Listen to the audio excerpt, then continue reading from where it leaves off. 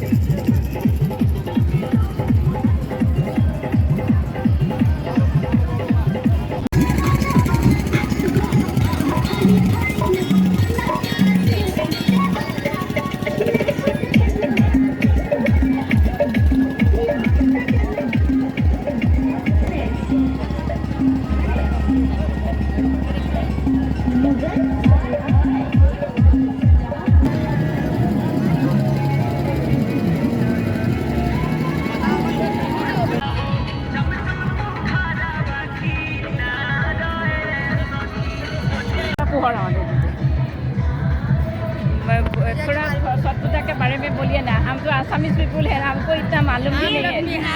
ये बिहार का पर्व है, छठ पर्व बहुत महापर्व है। इसमें हम लोग 3 दिन 4 दिन का व्रत करते हैं। पहला दिन नहाय खाए करते हैं, कद्दू भात दाल बनता है। दूसरे दिन खीर का बनाते हैं, हाँ वो एक टाइम खाते हैं। फिर तीसरे दिन हम लोग निराहार रहते हैं और वो तीसरे दिन जल भी नहीं पीना। और उस दिन में सब फल उल करके सब दौरा में सूप में सरिया के गंगा जी आते हैं और सूरज देव को अर्घ देते हैं। सूरज भगवान का मनोकामना पूर्ण होता है, मनोकामना जो मन्नत रखते हैं उससे पूर्ण होता है।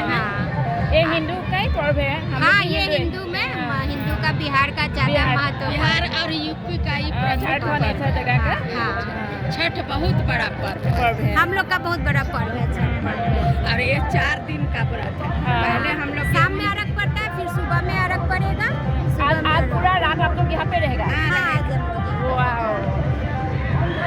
रात पूरा रात यहाँ पे रहेगा। व्रत में है, अभी भी व्रत में है। कल सुबह व्रत खुलेगा ना? कल सुबह फिर अर्घ पड़ेगा। जो पता निकलेगा ना तो उस समय व्रत खुलेगा। So thank you, all the best. हम लोग आए हैं बिहार से। और बिहार से आए हैं? पटना जिला यहाँ पे कौन रहते हैं? बिहार में बस हम लोग घूमने यहाँ आए हैं और यहाँ छठ पर्व करने। Very nice, very nice. हम लोग पटना में ही रहते हैं। Very nice, very nice. Thank you friend. এই পূজাটো দিৱালীৰ 6 নম্বৰ দিনা পূজাটো কৰা হয় আৰু আজি কাইলৈ পূজাটো শেষ হৈ যাব। এতিয়া তেওঁলোকে আজি লাষ্ট হয় এই পূজাটো। এখন গেট দেখিছে, এখন গেট, এখন গেট।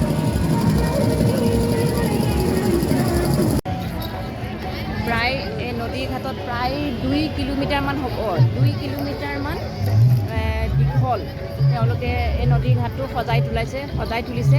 প্ৰায় 2 কিলোমিটাৰমান দীঘলকৈ মানে ইয়াত সজাই তুলিছে। ইয়াত এটা কি আছে, এটা ঘৰৰ নিচিনাকৈ বনাই থোৱা আছে। মানে এটা দুটা পৰিয়ালে এখন গেট দিছে। সেই গেটখনৰ যিটো ভাগ, সেই ভাগটোত নদীলৈ সোমাই যোৱাৰ যিটো ভাগ, সেই ভাগটোত তেওঁলোকে তেওঁলোকৰ যিবিলাক পূজা ভাগ ইয়াত কৰিছে। আৰু তেনেকৈ ইয়াত বিভিন্ন ধৰণৰ গেট আছে, বৰ ধুনীয়াকৈ ফুলেৰে গেটবিলাক সজাই দিছে।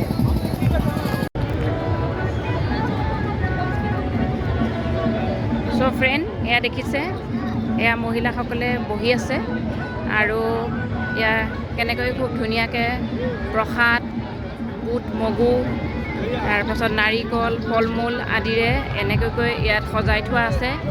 ইয়াতে গোটেই ৰাতি পুৰুষসকল ইয়াতে থাকিব আৰু যিসকল ঘৰৰ মহিলা, সেই মহিলাসকল তেওঁলোকে ৰাতিপুৱা 3টা বজাত তেওঁলোকে ইয়াত নদী ঘাটলৈ আহিব আৰু সেই নদী ঘাটত তেওঁলোকে পূজা অৰ্চনা কৰিব আৰু যেতিয়া সূৰ্য ওলাব তেতিয়া সূৰ্য দেৱতাক তেওঁলোকে মনৰ ইচ্ছা বা মনৰ বাঞ্ছা পূৰণ কৰিবৰ কাৰণে সূৰ্য দেৱতাৰ ওচৰত প্ৰাৰ্থনা জনাব।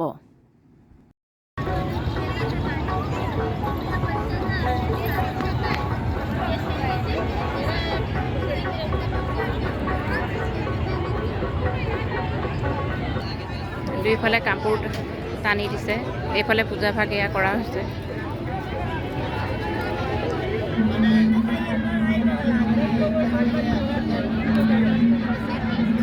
এয়া পূজা চলি আছে।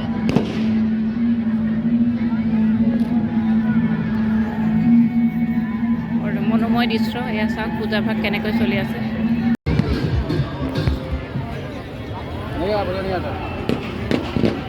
কেনেকৈ পূজা কৰি আছে এয়া চাওক।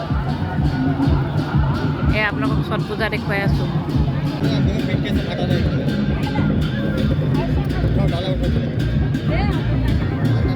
চাওক কেনেকৈ সজাইছে।